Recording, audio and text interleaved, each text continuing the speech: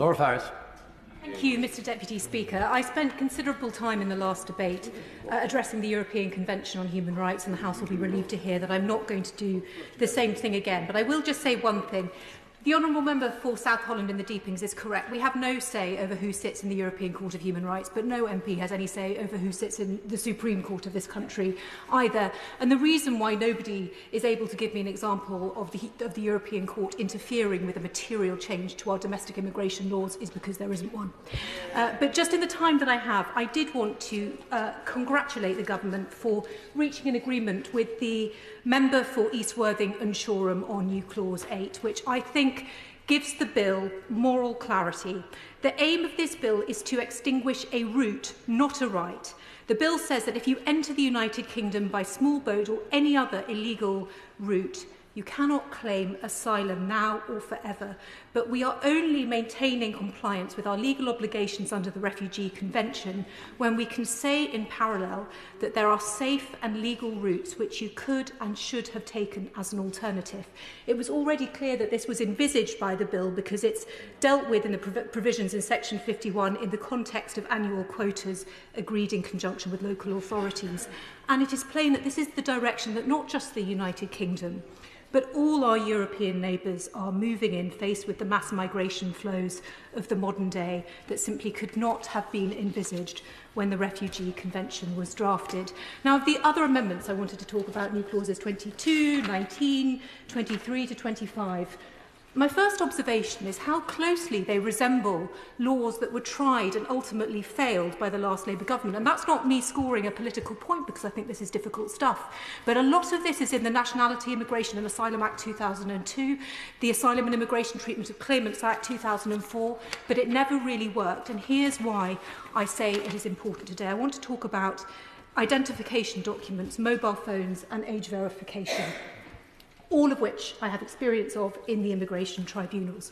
All of these things boil down to one critical principle, that he who asserts must prove.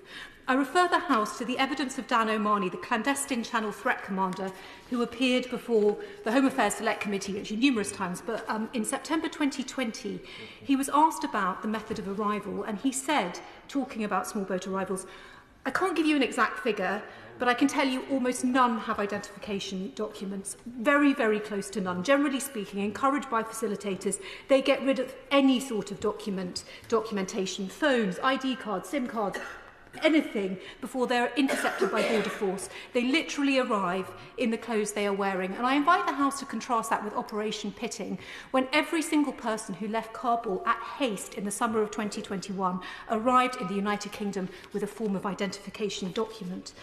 The lack of identification documents is a major problem for the Home Office.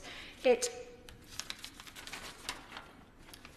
makes them entirely reliant on interviews, trying to ascertain background facts and language tests, but the best that it can do is guess whether a claimant is genuine, and that, I have to say, it leads to a lot of economic migrants being given asylum when they probably would not have proved their case if they had documents. It's contributed to a huge degree of abuse in the system.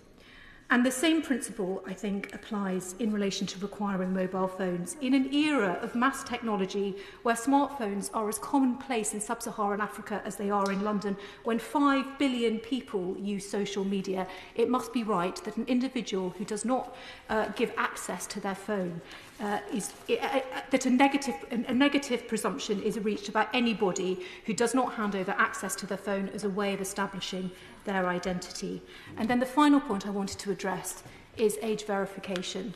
I dealt with this again and again and again in the tribunal, in the appeal tribunal, in the High Court. It is not good enough to rely purely on the Merton compliance test.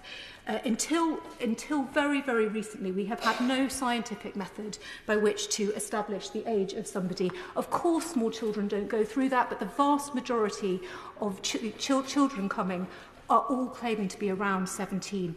We do now have the technology that allows it. I'm afraid it cannot be left as a matter of discretion or an option for the applicant. If they say they are under the age of 18, they must, as these new clauses require, be obliged to undergo proper age verification.